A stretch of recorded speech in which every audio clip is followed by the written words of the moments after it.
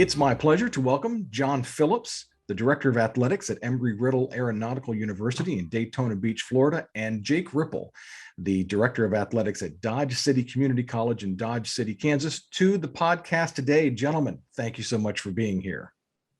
Great to be with you, John. So let's get started by just taking a quick moment and to have you both give us a little bit of background about your career in college athletics and a little bit about your respective schools. Jake, we'll start with you if we could. Yeah, absolutely. Started as in college athletics as a women's basketball coach for 14 years. Made the move over to athletic administration as an assistant athletic director at Garden City Community College, and then moved on to a couple of different roles. Got my first job as an athletic director at Northeast Community College in Norfolk, Nebraska, and then came to Dodge City Community College just over 4 years ago, and have been here since that point. Very good. All right, John Phillips, tell us a little bit about yourself, if you would. Absolutely appreciate the opportunity to do it, John. I've been here at Embry-Riddle now for 24 years. In a variety of different roles. I was a student athlete here at Embry-Riddle after I served in the United States Air Force. Spent some time here playing baseball, finished up my undergraduate degree and my master's degree, and then came back to work here as a full-time employee. In 1997, I was hired as the director of sports marketing and promotions, and I've kind of worked my way up through the assistant AD, associate AD, and as of I guess seven years ago now, have been the athletic director. Embry-Riddle Aeronautical University is the world's leader in aviation and aerospace education, located in Daytona Beach, Florida. We were an NAIA school for a long time, from the inception of collegiate athletics in 1988 through 2014. 15 season was our last year in the NAIA. We made the transition to NCAA Division II, joining the Sunshine State Conference, and have been Division II since that point. And like I say, it's been my pleasure to be here as the athletic director since 2014. And it's just a great place to be, a growing institution with 20 intercollegiate sports, and again, located here in the world's most famous beach. Very good. And they have that car race that goes on there as well, I believe. Is that right? We do have a couple of car races. The big one, obviously, in February, the Daytona 500. And then coming up here later in the month of August, the Coke Zero Sugar 400, also in the NASCAR Cup Series, coming up later this month. Yeah. Excellent. Very good. All right. So let's talk about our topic for today. We have a 2-year college school here on the show. We have an NCAA D2 institution. We all know and recognize D1 Power 5 schools, the Georgias, Texases, Nebraskas of the world. They're big time. They're recognized brands across the country. These brands move tickets. They move merchandise. They move media rights. Small colleges do not play in that same space. So why on earth is athletics branding a big deal at the small college level? John, let's kick it to you first on that one. All right. Well, yeah, I appreciate the opportunity to talk about it. It is certainly something that's a passion of mine and something we try to do here at Embry-Riddle. Branding really tells your story of who you are. Oftentimes in collegiate athletics, they say that the athletic department is the front porch of the institution. Whether you're at the big time Division I level or at the Division II, Division III, or 2-year college level, it's the front porch. It's the first opportunity many people have to learn about your institution. And by having consistent messaging and consistent branding to tell your story of who you are, maybe more importantly, who you want to be, in intercollegiate athletics. We want to be known as a great institution of higher learning, great academics, but also great athletics. The student athlete is something we take great pride in. In fact, here at Embry-Riddle, I'll just put it out there right away early. Our brand that we like to be known for is the student, person, player. In that order, we want to recruit great students who are interested in our academic programs here at Embry-Riddle that will do really, really well in the classroom, if not better than our regular student body. And then second, the person.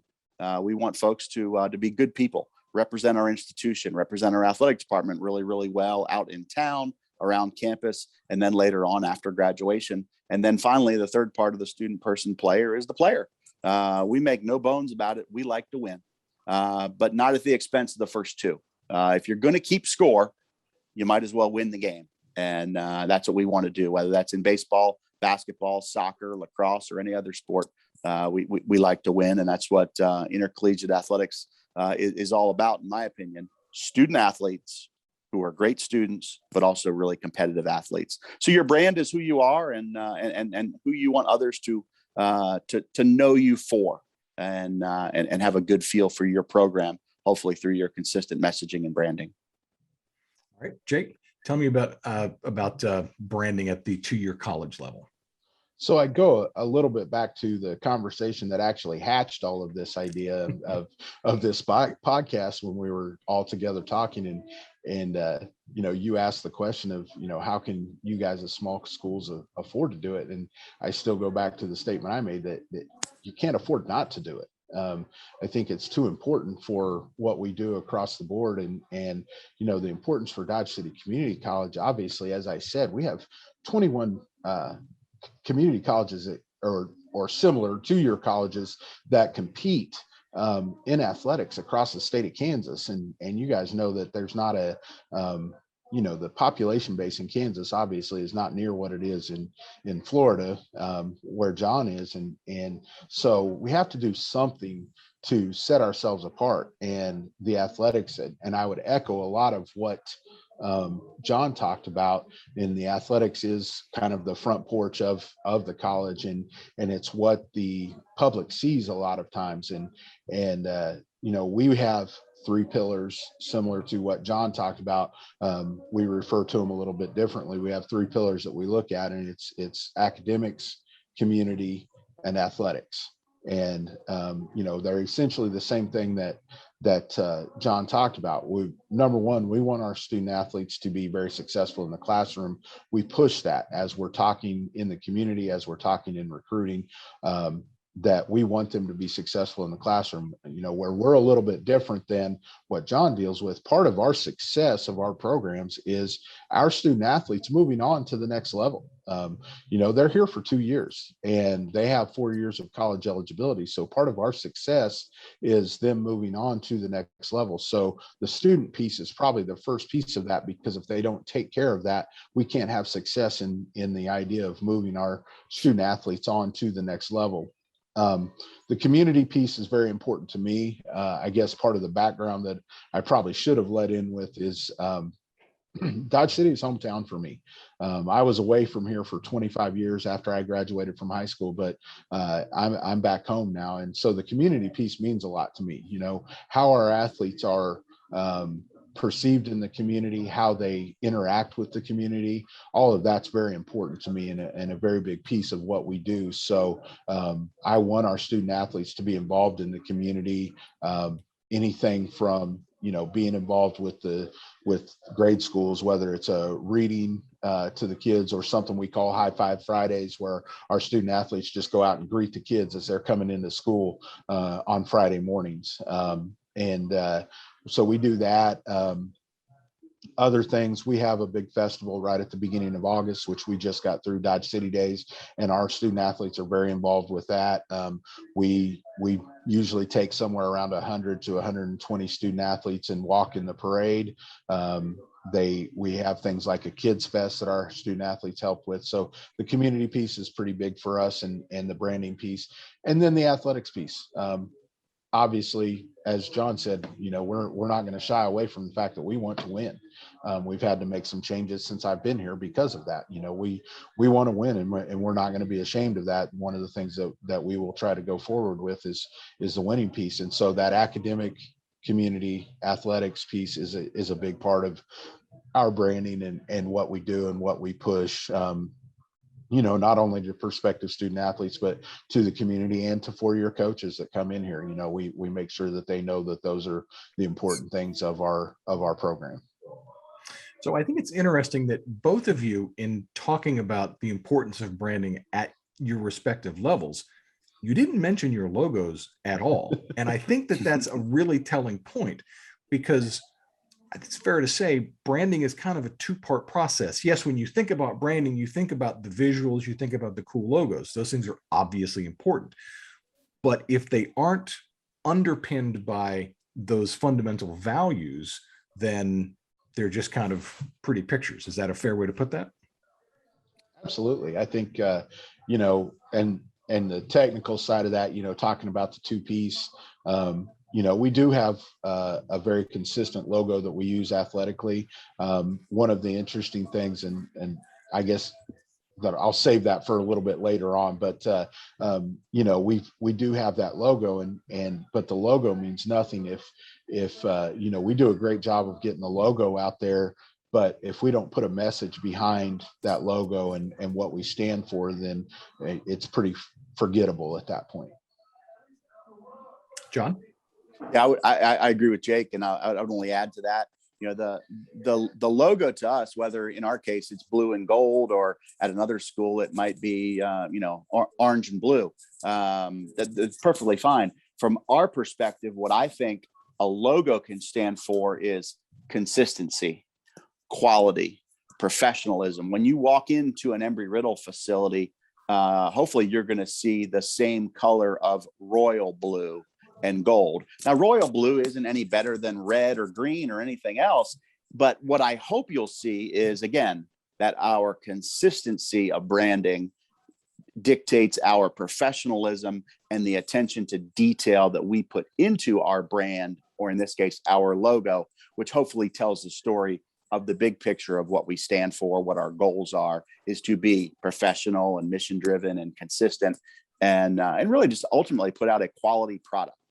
The bottom line in branding, you're really trying to differentiate yourself over the competition. If you're Coke versus Pepsi, Nike versus Adidas, whatever those things are, why should someone choose you? And to me, that's what branding is. It's an opportunity to differentiate yourself from the competition. Now, Jake's competition is the other two-year schools, primarily in the state of Kansas. Our competition is a different level of school. It's four-year schools in Florida with a STEM-based curriculum who we compete against. But the bottom line is we're just trying to differentiate ourselves from our competition, and branding is a piece of that. And in my opinion, a very critical piece of that. Because it is still a business, and you are still looking to promote and grow the business. So to that end, can you talk a little bit about the role then of that athletics branding in advancing the institution as a whole? What is that relationship between differentiating your program and thus your institution as well in that competitive marketplace? Yeah, I'm happy to go first on that one, and I'll tell the Embry-Riddle story just a little bit. When I came here as a student in 1989, athletics had just started.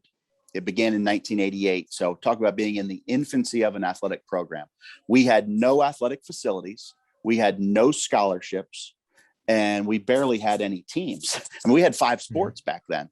But what Embry-Riddle was known for prior to that, worldwide, was as a really good academic institution focused on aviation and aerospace. But to our community here in Daytona Beach, it was kind of viewed as a tech school, a trade school. You'd go there, you learn how to fly or fix airplanes or design airplanes as an aerospace engineer, and then you leave and do that job somewhere else. There was very little student life here at Embry-Riddle at that time in the late 1980s. We didn't have fraternities and sororities.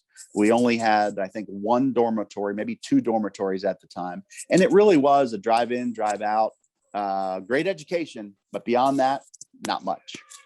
Well, we used athletics as a tool to grow our brand of Embry-Riddle as a full-fledged, it's a regular college now. We have sports. But it was a piece of that. And our president at that time, Dr. Steve Sliwa, that was one of his missions, was to grow student life and to have our community embrace the institution. And I think we've done a really good job of that. We've added new dormitories. We've added fraternities and sororities. We have a beautiful student union, and we have a wonderful Division II athletic program with 20 intercollegiate sports. And our community has embraced that opportunity. Embry-Riddle is no longer thought of as just another flight school. We are a full-fledged, robust, 4-year academic institution. And I think athletics has played a fairly critical role in that. And of course, I'm a biased person in that respect, but a fairly critical role in the city of Daytona Beach and all of Volusia County in educating folks on the other education that college is meant for. It's not just the classroom learning; it's all the other life skills that that folks take away from it. And really proud of the way we've been able to do that, because we are not a competitor to the academic piece. We are an enhancement. We complement the academic piece, that full-fledged, robust, holistic education that we take great pride in producing. And athletics is one part of that here on our campus. Yeah. Okay. Jake? I mean, a little bit to John's point where he said he may be biased, but I would echo what John says about Embry-Riddle, because I would say, being in the athletics world, I've kind of followed what goes on. And I remember thinking, 20 years ago when I was fairly early in my career, and I remember hearing about Embry-Riddle, and I'm like, oh, that's a pilot school. And that's all I thought of. But I was like, they have athletics. And now, I'm sure part of it is the getting to know John, but at the same time, they've done a great job of branding across the nation. And so that's one of the things that he talks about Daytona and the county there and how it's changed the view there. But I think it's changed the view nationally for their university as well.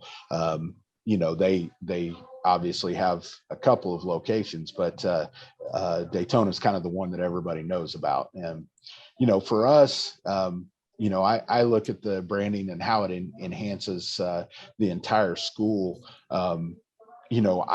I was at an institution prior that they were very clear about their branding guidelines and wanted zero crossover between the school the school branding, what they considered the academic branding, and the athletic branding, and they wanted no crossover.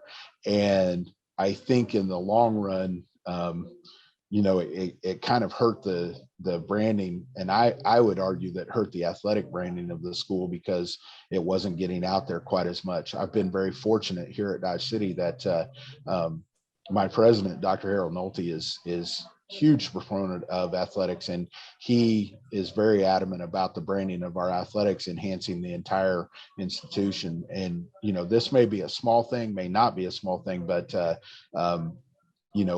at one of my former institutions, even something as small as a business card. If you were in athletics, you had one business card. If you were in academics, it was a completely different business card and a completely different logo. And we had some people here. We kind of redesigned business cards when I got here. It was part of what I thought was necessary for branding. So we kind of redesigned them, and we now have people from our academic side that are wanting to use the design that we created for our athletic logo. And for me, hey, that's great, because guess what? That's promoting our athletic program across the board. And it's just that much more getting out there. But I think it's a perfect example of how much athletic branding plays into the branding of the entire institution.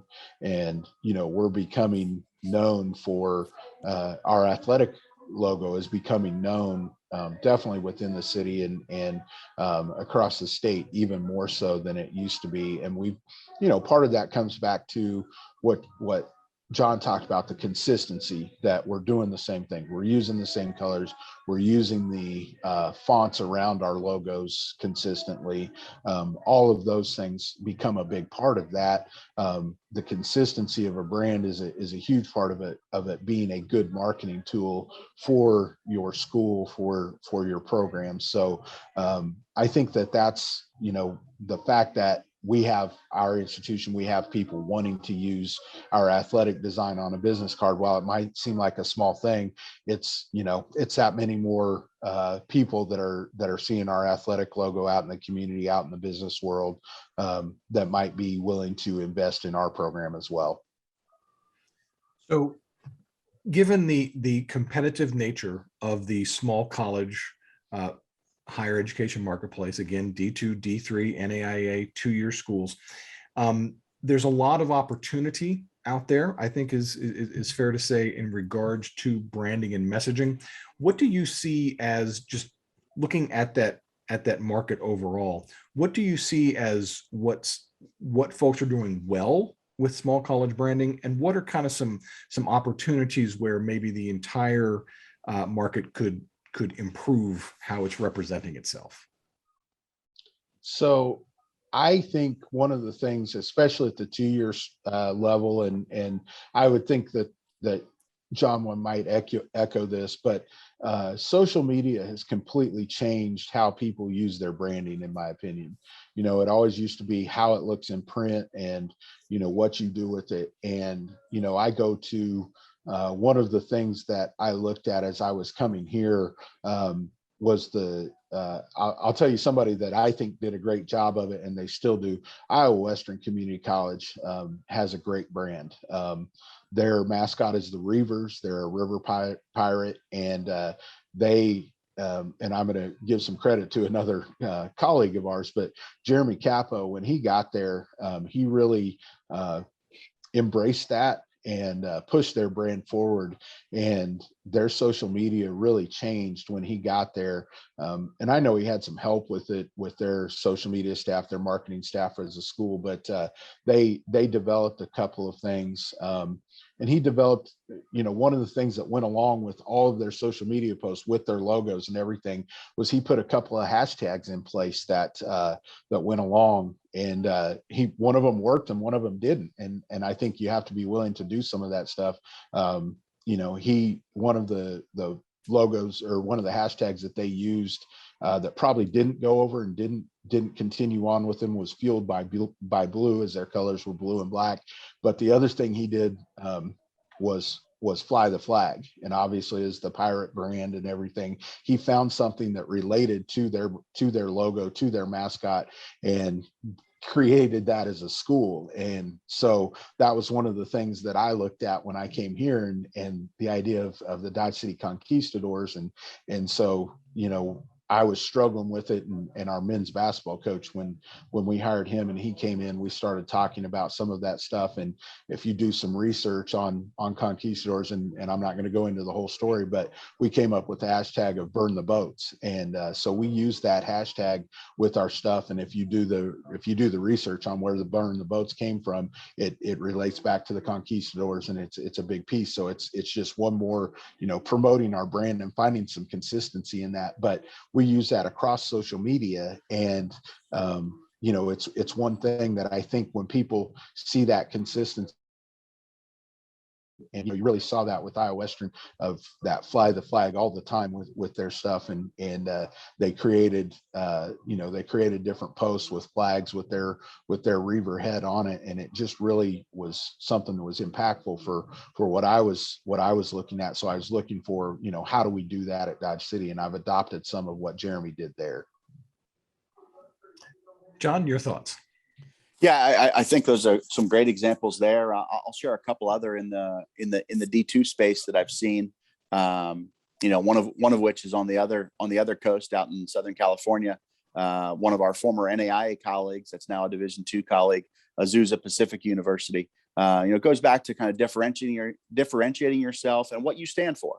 Azusa Pacific is a Christian faith-based institution, and when you walk into their gym, they have a massive mural at one end of their arena, and it just says God first.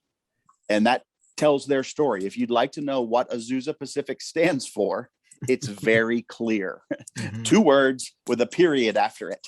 I mean, it is very, very clear what they stand for. Lynn University, I know you did a podcast a little while back with one of my great friends, and fortunately enough to be a close colleague in our league. Lynn University, Spirit, Service, Strength are their 3 words, and that's the big banner when you walk in their gym. That's what they stand for. I think they've done a really good job of having the blue and white and what Devin and his team have put together. But I think it's, ultimately the branding is what do you value? What's your mission? What's important to you? What are your pillars? A lot of different terms there, but I think they all go back to the same thing.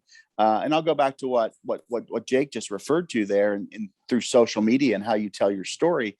We stand at Embry-Riddle for the student, person, player, and we have a great emphasis on academics. If you go to my personal Twitter page right now, I'm going to tweet just as much about the academic All-American as the All-American or the championship versus our academic awards, because that's what we stand for. That's our brand. We value the student athlete, and we will tweet and post and Instagram and share those academic awards that our students get just as much, if not more, than some of our athletic awards, because that's what we stand for. And I want people to be, I'm very upfront and honest about it. We stand for really good student athletes and really good students, and we're going to celebrate their academic success. So what you stand for and what the messaging you put out there, hopefully those two things are in alignment.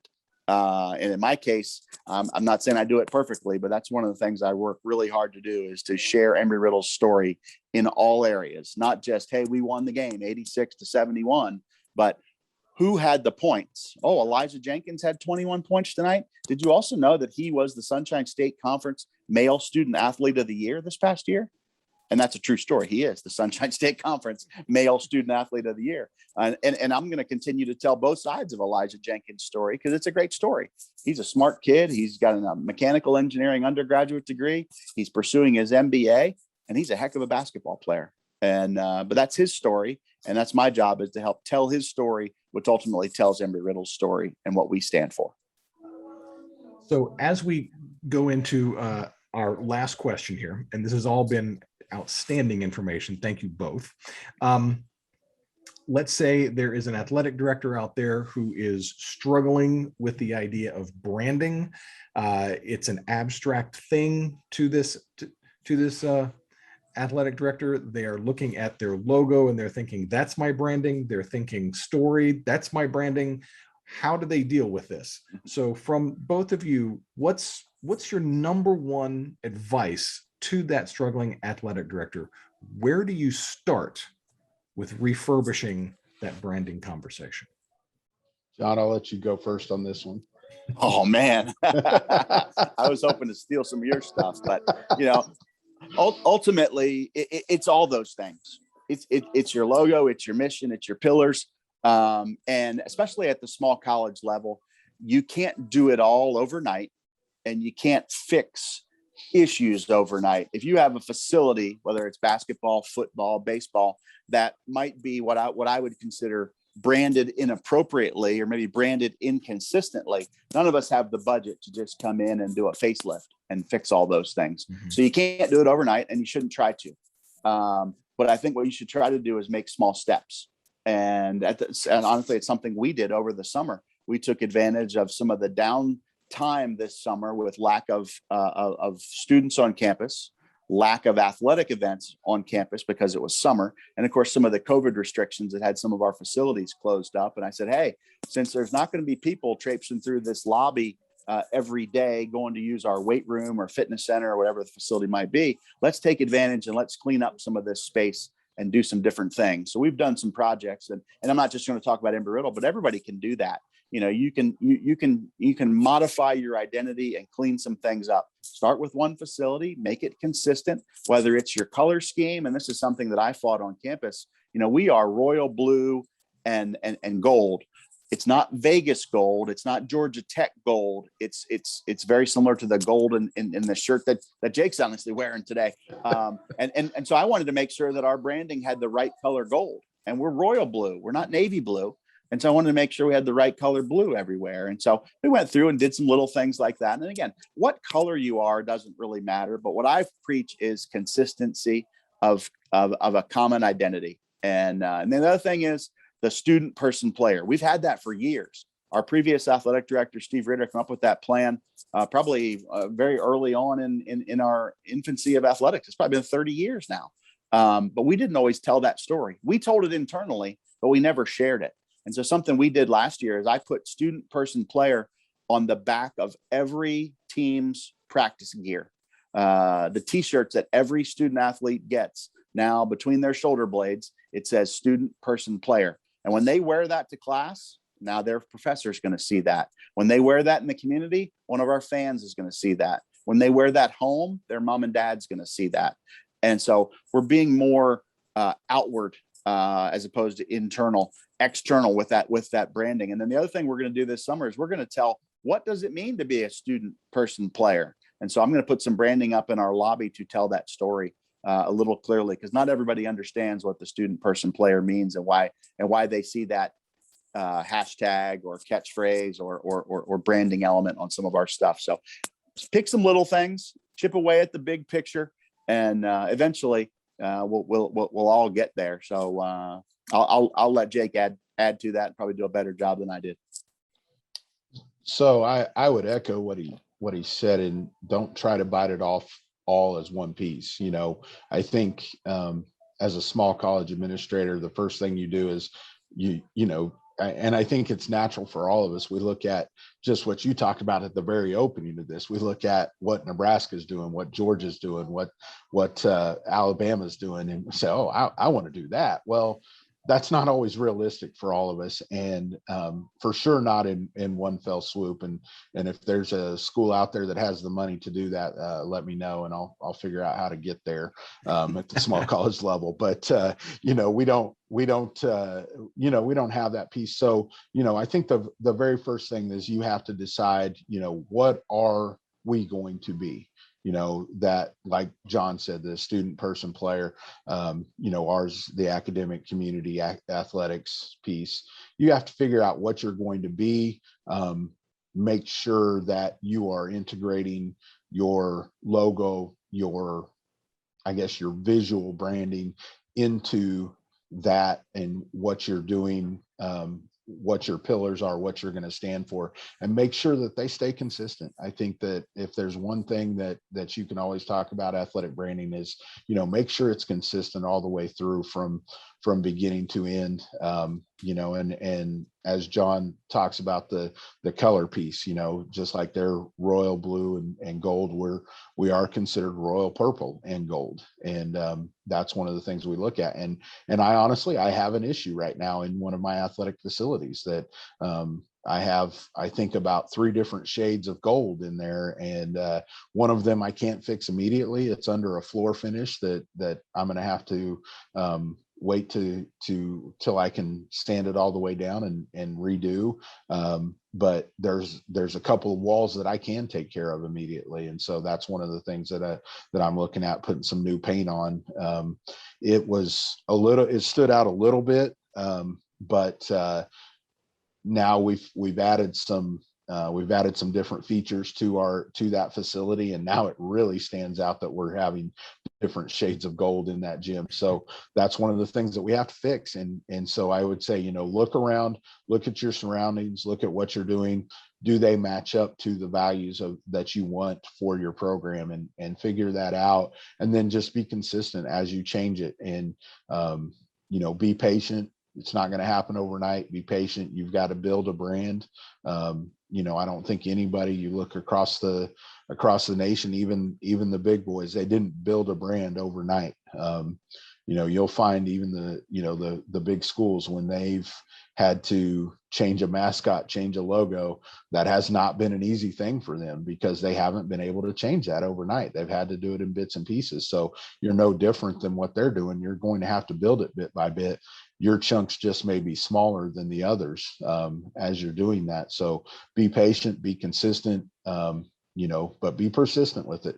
Just make sure that you're building that brand the way that you, and I guess the other piece is an athletic administrator, make sure that you're on the same page with your administration school wide, that the branding that you're taking forward as athletics fits with the mission of the school, and that they're good with what you're doing athletically, because nothing can hurt an athletic branding more than being at odds with your institution branding. And that is a whole other conversation in and of itself. But we have reached the end of our time today. So perhaps we'll have to pick that up later. Gentlemen, thank you so much for taking the time to be here and talk about branding. I know it's something that the 3 of us could go on, at the next Bosca reception with a few more beers and whatnot. But I appreciate your taking the time here to share some thoughts and to share some wisdom. I will have contact information for both Jake and John in the show notes for this episode, whether you're watching this on YouTube or listening to it on your favorite podcasting platform. You'll be able to follow them on social media and get access to them by email as well. So guys, thanks so much for being here. Best of luck to you both as we get the new school year underway, and we'll look forward to seeing you both again soon. Thanks, John. Thank you so much, John. I enjoyed being a part of this.